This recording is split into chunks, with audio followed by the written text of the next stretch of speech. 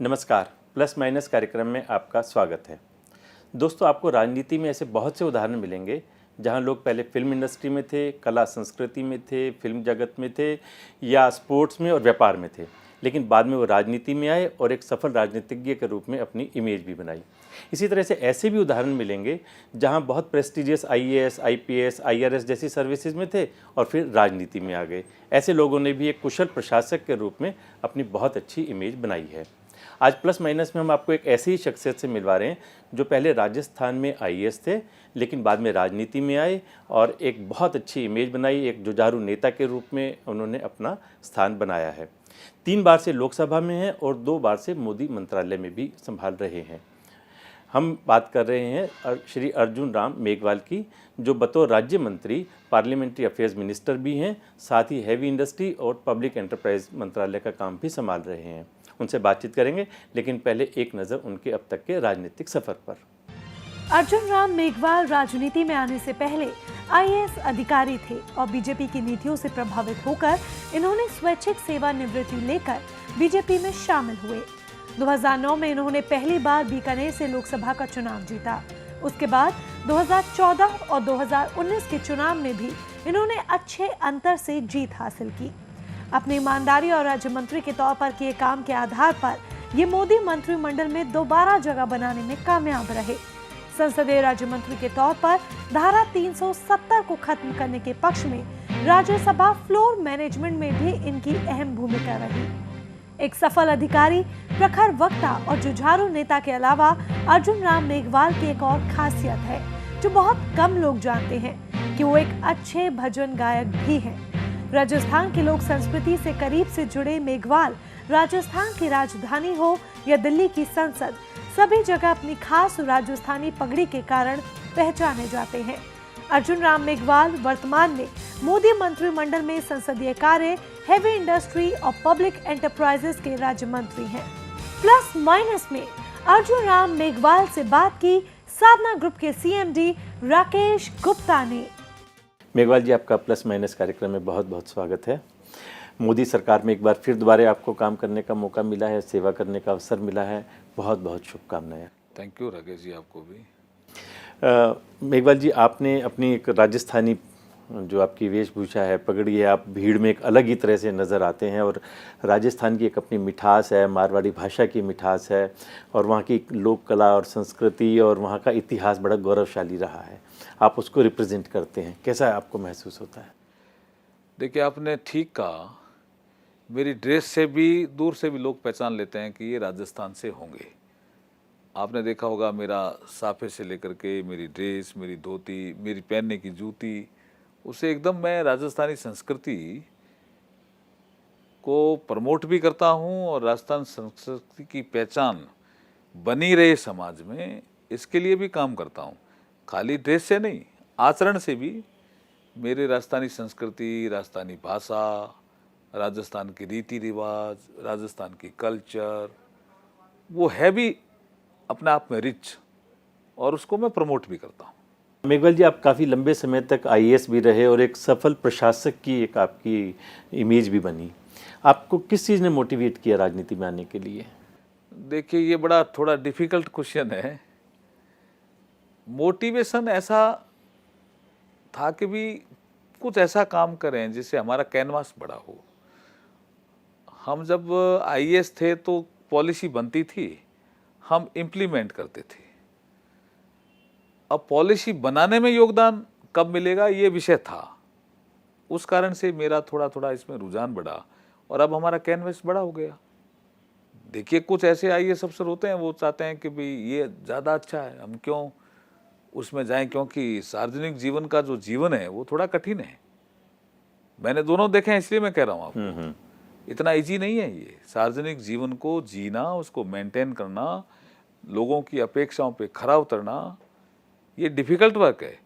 लेकिन मैंने इसलिए चुना कि मुझे इसमें इंटरेस्ट था और रियल सेंस में सार्वजनिक सेवा का ही मेरा इंटरेस्ट है, इसलिए मैं आया इधर। पिछले दिनों मोदी सरकार का एक मास्टर स्ट्रोक था जम्मू कश्मीर से आर्टिकल 370 हटाने का, 35A हटाने का। उसके कारण से पूरे देश भर में भी और पूरी दुनिया में भारत की इमेज भी बढ़ी है और पूरी देश में एक राष्ट्रवाद की एक आंधी सी आ गई है। राज्यसभा में आपका बहुमत नहीं था, लेकिन आपने वहाँ भी इस बिल को पास कराया। कैसे आपने इस सबको मैनेज किया, क्योंकि आप पार्लियामेंट्री अफेयर मिनिस्ट्री का काम भी देख रहे हैं? देखिए, आपने ये सही सवाल किया। ये जो हमारा पिछला लोकसभा का सत्र गया, जो पहला सत्र था 17वीं लोकसभा का, it was a first session. ये हमारा डिजाइन किया हुआ था 26 जुलाई तक। आपने देखा होगा ये सेशन बढ़ा, बढ़ते हुए लोगों ने सोचा होगा अभी कुछ बिल पेंडिंग है इसलिए बढ़ा, लेकिन ये 370 समाप्त करने का महत्वपूर्ण एक विषय सरकार के मन में, हमारे प्रधानमंत्री जी के ध्यान में, क्योंकि आपने देखा होगा कि जब हमारी भारतीय जनता पार्टी के राष्ट्रीय अध्यक्ष मुरली मनोहर जी जोशी हुआ करते थे, तब एक तिरंगा यात्रा निकली थी, लाल चौक पर तिरंगा झंडा फहराने। उसमें भी नरेंद्र भाई मोदी प्रभारी थे उस यात्रा के। और उसके बाद हमारा पिछला 2014 का घोषणा पत्र देख लीजिए, उससे पहले के घोषणा पत्र भी देख लीजिए, जनसंघ के ज़माने के घोषणा पत्र देख लीजिए, और 2019 के चुनाव का घोषणा पत्र देख लीजिए। हमारे घोषणा पत्र में ये तय था कि हम सत्ता में आए तो धारा 370 हटाएंगे। अब आपने सवाल किया कि राज्यसभा में बहुमत नहीं था, इसलिए हम 2014 और 19 के बीच में नहीं हटा पाए। फिर 19 में जब हम आए तो आपने सोचा होगा कि भाई ये राज्यसभा में फिर कैसे बहुमत आ गया। बहुमत राज्यसभा में 19 में भी नहीं था, लेकिन धीरे धीरे आपने देखा होगा तेलुगु देशम के 4 लोग छोड़ के आए।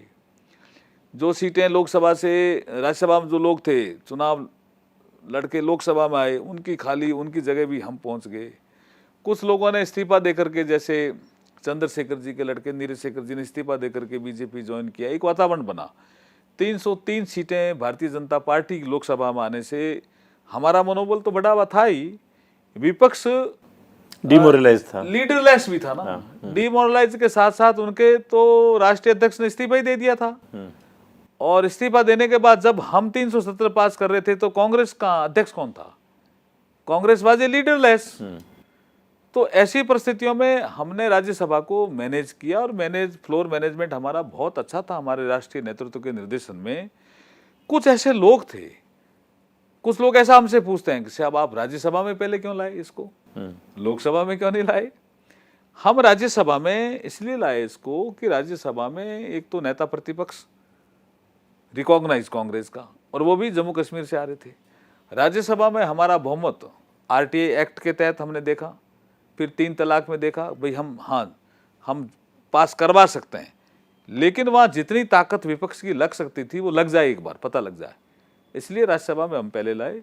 और जम्मू कश्मीर से चूंकि गुलाम नबी आज़ाद साहब खुद आते हैं, और वहाँ आपने देखा होगा कि जब हमने फ्लोर मैनेजमेंट कर रहे थे तो हमें पता लगा कि कुछ लोग 370 जैसी स्थिति का तो उनको पता ही नहीं था ना।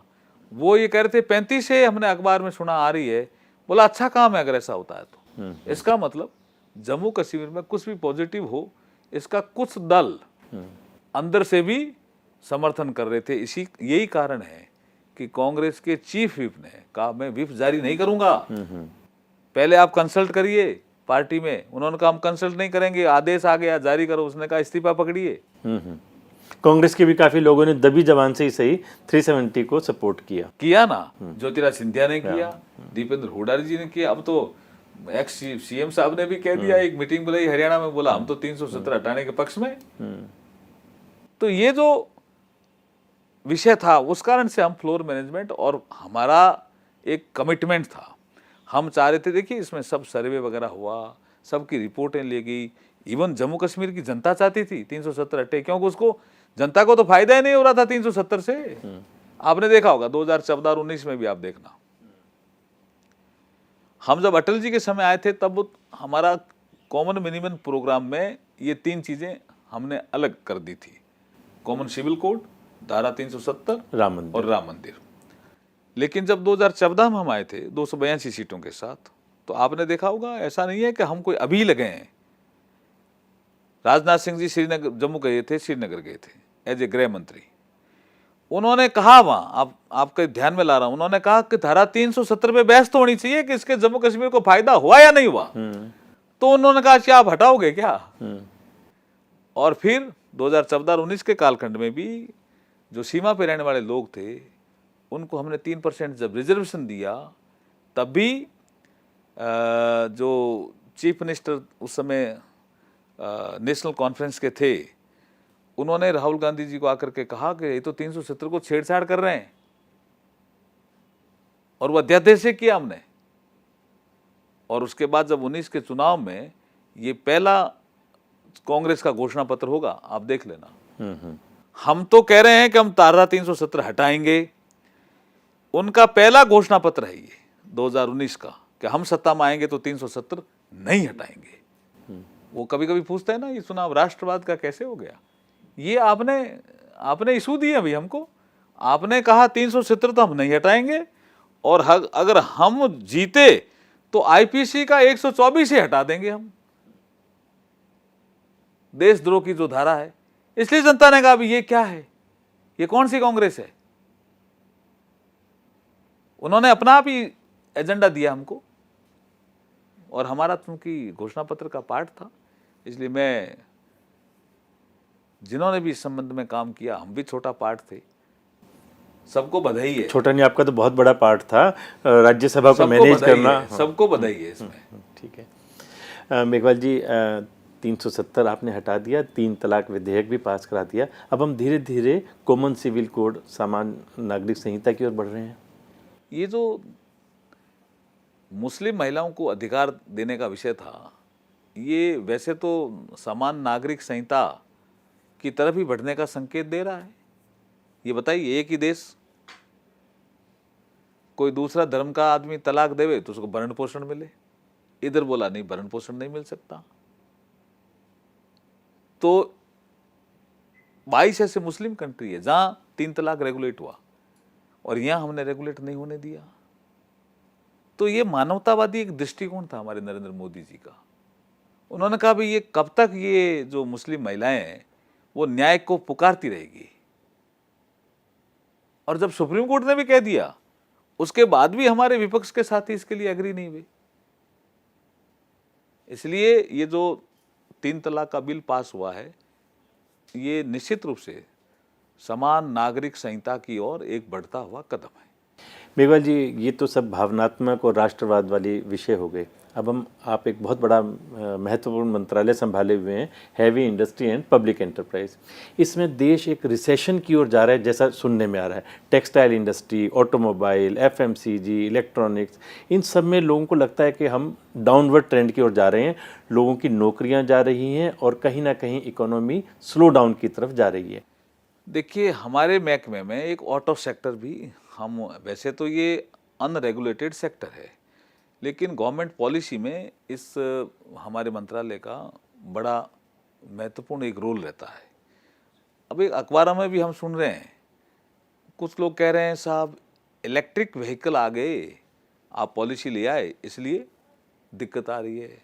देखिए, 2-3 कारणों से। मैं भी इनके एक बड़े सम्मेलन में भी गया, मैंने पूछा भी क्या प्रॉब्लम है आपको, तो एक तो वो कहते हैं जीएसटी की दर थोड़ी हमारी रेशनल हो जाए, दूसरा बैंक जो है हमें फाइनेंस देने में थोड़ी दिक्कत पैदा करें, इसके अलावा कोई चीज़ कह ही नहीं रहे। मुझे बताइए, BS4 से BS6 की ओर हमें जाना पड़ेगा। पर्यावरण संरक्षण, इकोलॉजिकल बैलेंस, पेरिस एग्रीमेंट में कार्बन एमिशन को हमें कम करना है। यूरोप के कंट्री तो बहुत पहले चले गए BS4 से BS6। अब हम BS4 से BS6 जाएंगे, सुप्रीम कोर्ट ने भी कह दिया जाना ही पड़ेगा। ये धुआं रहित जिंदगी थोड़ी दे सकते हो आप नेक्स्ट जनरेशन को। जब जाना पड़ेगा तो वो कह रहे हैं हमारी इन्वेंट्री का क्या होगा। कुछ लोग कह रहे हैं कि अभी हम क्यों खरीदें, जब 1 अप्रैल 2020 से जब BS6 होगा उसको ही खरीदेंगे। कुछ लोग कहते हैं इलेक्ट्रिक व्हीकल आप ले आएंगे। Electric vehicle again pollution control का एक माध्यम है। दूसरे जो डेवलप्ड कंट्री हैं उसमें भी इलेक्ट्रिक व्हीकल आए हैं। हमने अभी क्या किया, हमारा जो 100 डेज का जो प्रोग्राम है जो प्रधानमंत्री जी ने हमको दिया, उसमें हमने 64 शहर चिन्हित किए हैं। उसमें हमने 5,595 इलेक्ट्रिक बसेज उन शहरों को दी है। भाई आप एक बार चलाइए और आपको लगेगा, देखिए इलेक्ट्रिक व्हीकल की तरफ हम क्यों बढ़ रहे हैं, हमारा जो ऑयल का जो बिल है वो हमारा 150 बिलियन US$ है, उसको कम तो करना ही पड़ेगा। और पॉल्यूशन में कार्बन एमिशन है ये बढ़ रही है आपके डीजल और पेट्रोल से, तो इलेक्ट्रिक व्हीकल की तरफ आना पड़ेगा। अब कुछ लोग कहते हैं साहब आपने ये कह दिया इलेक्ट्रिक व्हीकल आएगा, आपने फेब में भी 10,000 करोड़ रुपए का अपना प्रावधान रखा है, निर्मला सीतारमन जी ने इस पर बोल भी दिया, तो वो कह रहे हैं हमारे पुराने वाहन का क्या होगा। हमने कहा भाई ये ट्रांजिशनल फेज है, साथ साथ चलेंगे, इसलिए थोड़ा सा बिक्री में थोड़ी प्रॉब्लम आई है, मंदी का कोई विषय नहीं है। मैं कह रहा हूं आपको ये टेक्नोलॉजिकल चेंज का एक ट्रांजिशनल फेज है और निश्चित रूप से इससे हम निकल करके अच्छी दिशा में तेजी से बढ़ेंगे। आज हर रोज़ समाचार पत्रों में पढ़ने को मिलता है कि जो हम $5 ट्रिलियन इकोनॉमी की बात कर रहे हैं, एक तरफ तो वो हमारा लक्ष्य है और दूसरी तरफ ऑटोमोबाइल में और ख़ास तौर से टेक्सटाइल में वहाँ पर लोगों को नौकरियों के लाले पड़ रहे हैं। देखिए मोदी जी जब आए थे तब इस देश में 2 ट्रिलियन US$ इकोनॉमी थी, हमने 5 साल में इसको 3 ट्रिलियन US$ इकोनॉमी बना दिया। अब हम इसको 2022 तक ही सोच रहे हैं, जब देश अपने आज़ादी का 75वां साल मनाए, या थोड़ा आगे बढ़ सकता है। इस समय हम एक लक्ष्य लेकर के चले हैं 5 ट्रिलियन US$ इकोनॉमी का, ये हमारा एक टारगेट है। आप ये सोच रहे हो कि भी 5 ट्रिलियन US$ इकोनॉमी बनेगी तो उसमें GDP का योगदान होता है। GDP के 3 कंपोनेंट होते हैं मोटे मोटे। एक हो गया आपका कंजम्पशन, जैसे आपने जैकेट पहन रखी है, आपने कोई ऑटो सेक्टर में कोई वाहन खरीदा, कोई स्कूटर खरीदा, कोई मोटरसाइकिल खरीदी, या कोई जूता खरीदा, या कोई और चीज़ आपने लोहे में कोई सरिया खरीदा, ये सब कंजम्पशन के पार्ट हैं। वो 68 से 70% कंजम्पशन का GDP में कंपोनेंट रहता है। दूसरा पार्ट रहता है इन्वेस्टमेंट का, जिसमें गवर्नमेंट इन्वेस्टमेंट भी होता है, प्राइवेट इन्वेस्टमेंट भी होता है। अब ऑटो सेक्टर में प्राइवेट इन्वेस्टमेंट में भी लोग कह रहे हैं भी कम आ रहे हैं, ऐसा लोगों का एक अखबारी रिपोर्ट है, वो 28 से 30% है। और एक तीसरा कंपोनेंट होता है एक्सपोर्ट का। ये जो 5 ट्रिलियन US$ इकोनॉमी बनाने में ये जो तीनों कंपोनेंट है, इनका बड़ा योगदान है। ऑटो सेक्टर का योगदान है, हम 2-3 मीटिंगें उनके साथ कर चुके हैं। वो कह रहे हैं साहब हम BS4 से BS6 में आने के लिए तैयार हैं। वो कह रहे हैं हमें इलेक्ट्रिक व्हीकल के लिए भी तैयारी कर रहे हैं, हम तैयार हैं, हमारे को इंफ्रास्ट्रक्चर दे दीजिए। तो आपने देखा होगा कुछ रूट हमने तय किए हैं, एक दिल्ली से चंडीगढ़ जिसमें हम इलेक्ट्रिक चार्जर लगा रहे हैं, एक हमने रूट तय किया है दिल्ली से अजमेर, और साउथ के भी ऐसे 2-3 रूट हमने तय किए हैं। और हमारा जो हैवी इंडस्ट्री में ही एक रील करके ऑर्गेनाइजेशन है, हमारा PSU है, Rajasthan electronics and instrument limited, reel, वो रील को ये काम हमने दिया है कि आप इलेक्ट्रिक चार्जर लगाओ। ये ट्रांजिशनल फेज है, हम तेजी से इससे निकलेंगे, कोई दिक्कत नहीं आएगी। ऑटो सेक्टर में ना तो रोजगार कम होगा और ना कोई इन्वेस्टमेंट कम होगा। बहुत अच्छी बात है। आप जिस ट्रांजिशन पीरियड की आप बात कर रहे हैं, भगवान करे हम उसी दिशा में बढ़ें, और जो आश्वासन आप लोगों को दे रहे हैं कि नौकरियां नहीं जाएंगी, इकोनॉमी स्लो डाउन नहीं होगी। ऑटो सेक्टर का मैं निश्चित रूप से कह रहा हूँ। निश्चित रूप से जब हम एक बड़े लक्ष्य को हासिल करने की ओर बढ़ते हैं तो शुरू में कुछ कठिनाइयां आती हैं, और हम यही मान करके चलेंगे कि ये कठिनाइयां बहुत शॉर्ट पीरियड के लिए होंगी। नहीं, जब स्कूटर चलता था और मोटरसाइकिल आई तो लोगों ने कहा साहब इसका क्या होगा, हमारे स्कूटर इंडस्ट्री का क्या होगा। लेकिन स्कूटर जितने चलने थे चले, मोटरसाइकिल आ गई। टेक्नोलॉजी चेंज में तो अब लोग स्कूटर नहीं चला रहे, मोटरसाइकिल ज्यादा चला रहे हैं। हमारे यहाँ एक ही गाड़ी पहले बनती थी, अब इतनी गाड़ियां बनती है। ये टेक्नोलॉजी चेंज में कुछ ट्रांजिशनल फेस आता है, बाकी कोई दिक्कत नहीं है। हम लगातार मॉनिटरिंग कर रहे हैं, गवर्नमेंट ऑफ इंडिया वॉचफुल है, लगातार ध्यान दे रही है, इंडस्ट्री के साथ बात कर रही है, कोई दिक्कत नहीं आने देंगे। मेघवाल जी, एक बार हम राजस्थान की ओर दोबारा चलें। राजस्थान की राजनीति की अगर हम चर्चा करें, इस बार के लोकसभा सीटों में पिछली बार की तरह आपने बिल्कुल क्लीन स्वीप किया और जैसी आशा थी सारी सीटें लोकसभा में आपको मिली, लेकिन उससे थोड़े ही दिन पहले विधानसभा के चुनाव हुए थे जिसमें कि आप हार गए। तो इसको हम क्या माने कि मोदी जी को तो लोगों ने समर्थन दिया लेकिन वसुंधरा जी को नकार दिया था? देखिए मैं कह रहा हूँ, और उन दिनों में एक नारा भी चलता था, मोदी तुझसे बैर नहीं, वसुंधरा तेरी खैर नहीं। मैं ये कहना चाह रहा हूँ कि हर चुनाव के मुद्दे अलग अलग होते हैं। नगर निगम का चुनाव होगा, उसके मुद्दे अलग होंगे। पंचायत राज का चुनाव होगा, उसके मुद्दे अलग होंगे। विधानसभा का चुनाव होगा, उसके मुद्दे अलग होंगे। ये लोकसभा का चुनाव था, 17वीं लोकसभा का, और इसमें जनता हमारा अगला प्रधानमंत्री कौन, इस विषय पे चुनाव करना चाह रही थी। आपने देखा होगा कि लोग ऐसे उतावले थे कि चुनाव कब है साहब, हम मोदी जी को वोट देना चाह रहे हैं। हम फील्ड में जाते थे और मीटिंग करते थे। इस बार जो चुनाव था वो तो कुछ अलग ही चुनाव था, ये जो जनरल इलेक्शन है।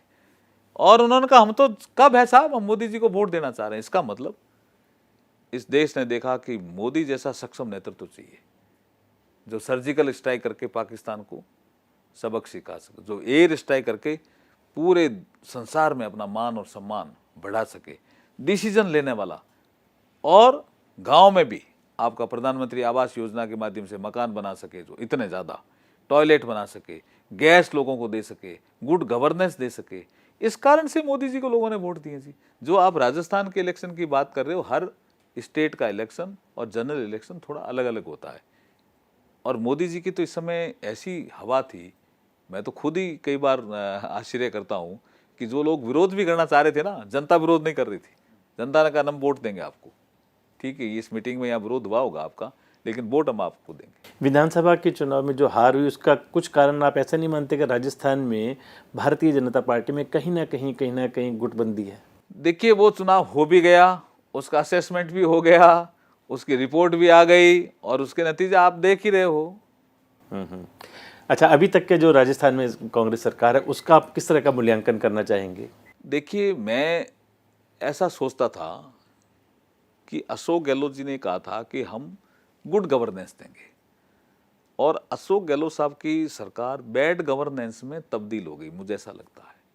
देखिए, दलित अत्याचार कितने बढ़ गए, महिलाओं पर अत्याचार कितने बढ़ गए, लॉ एंड ऑर्डर मेंटेन नहीं है। जयपुर जैसे स्थिति में आपने अभी पिछले दिनों देखा होगा किस तरह का एक बवाल खड़ा हो गया।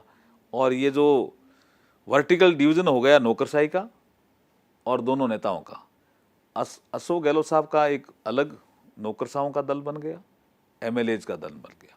सचिन पायलट साहब का एक अलग नौकरशाहों का दल बन गया और एमएलएज का दल बन। ये वर्टिकल जो डिवीजन है, इस कोई एक गुट ट्रांसफर कराता है किसी का, दूसरा गुट उसका कैंसिल करा देता है। इसलिए लॉ एंड ऑर्डर भी बिगड़ गया, कंट्रोल नहीं है, और इधर दिल्ली में कांग्रेस लीडरलेस है। इसलिए आपने देखा होगा कि विधानसभा में मुख्यमंत्री बोलते हैं तो डिप्टी सीएम नहीं रहते हैं। अभी आपका 15 अगस्त गया जी, 15 अगस्त में डिप्टी सीएम वहीं थे जयपुर में, लेकिन जो मेन फंक्शन हुआ जिसमें मुख्यमंत्री गए, वहाँ डिप्टी सीएम नहीं गए।